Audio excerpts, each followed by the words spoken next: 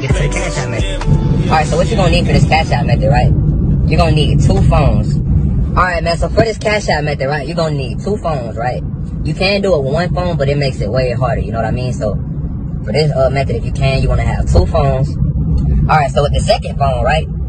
Like, your first phone could be like your main phone or whatever. So, say you have Cash App on there. You don't really gotta do nothing to the first phone. This is just where you're gonna receive payments at, right? Now, I would recommend that you have your first Cash App on like a CPN, so there's no way that they can track back to you, because if they look at it, and I've never seen this happen too many times, like where they look at the Cash App and see like where it was sent to and do all the digging to figure it out. But I'm sure if they wanted to, they definitely could go figure it out. I mean, I think it's just the fact that Cash App's response team is so slow, so a lot of times they don't go and try to do that. But this is, it can still happen. That's my whole point when saying that. So make sure that you're being like very secure when you're doing this. Either make a different Cash App that you can use as your main one to receive the payments, but that's going to be very hard now because of the verification. You might be able to receive like a couple hundred, but if you keep trying to bust it down to like on that account and like cash it out to your bank account, they're gonna ask you for verification. You might get away with like 200, like a payment of $200 sent to that Cash App, that new Cash App that you create.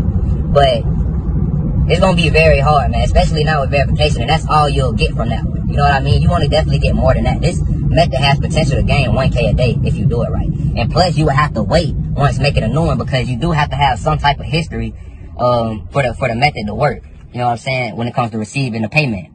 So that's what you'll need for your first one, right? Like I said, for your first one that you're receiving payments on, it could be a regular one that you have, that you made with a CPN to verify. You can make one with a CPN to verify, right? With your actual name on it, right? And you're verifying it with this CPN with your actual name on it, because you're able to, you have an ID with that name on it. So you can verify with your ID, but they still won't have no proof or no way to connect anything with you, because it's not your real social security number.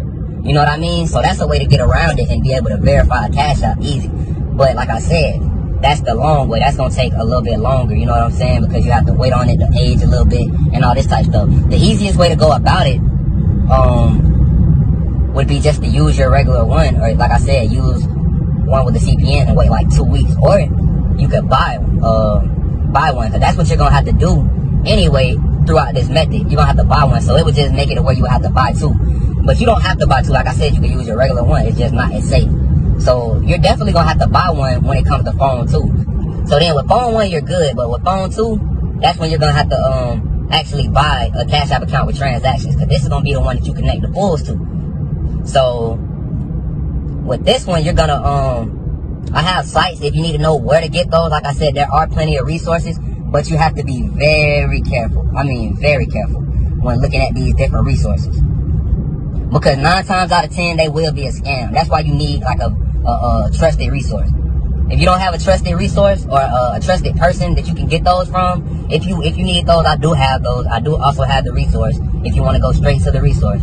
But you're definitely gonna need that for the transaction to go through, because if you try to connect it to a brand new account and then like try to connect the funds to a brand new account, it won't work. You know what I'm saying? If you try to put it through, it won't work most of the time.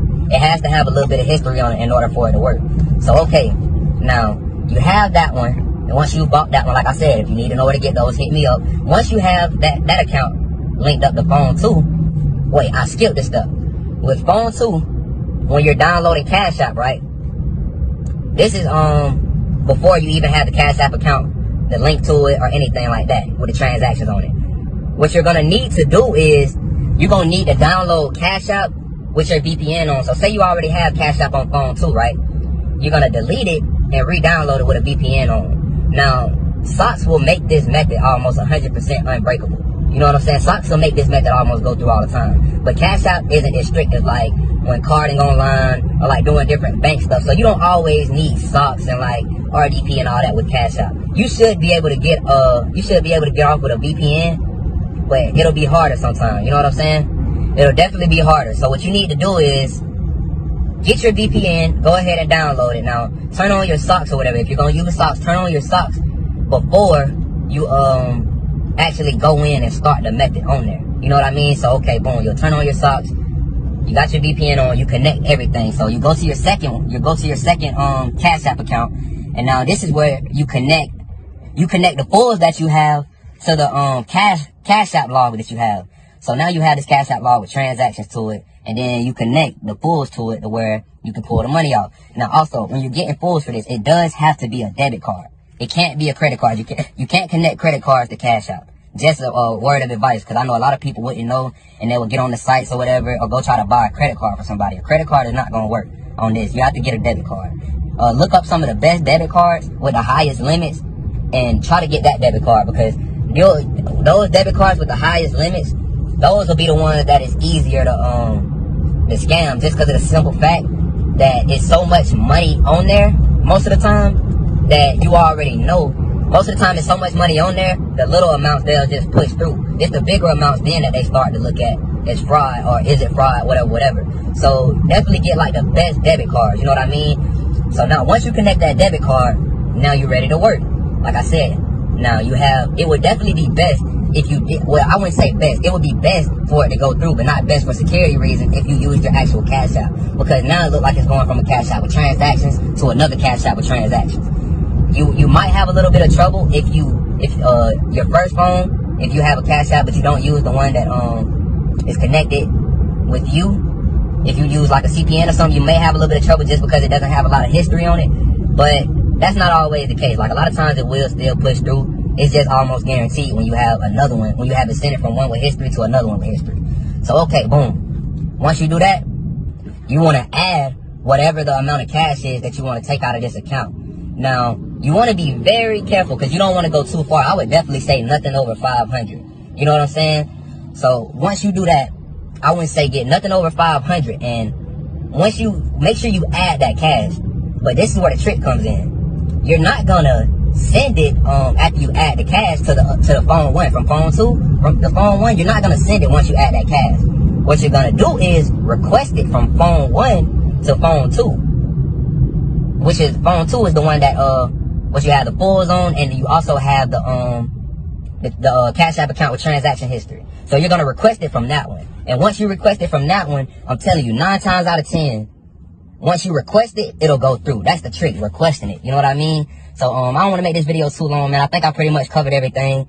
And man, so y'all make sure y'all subscribe, man. I appreciate all the love and support, man. And I'll catch y'all on the next vid.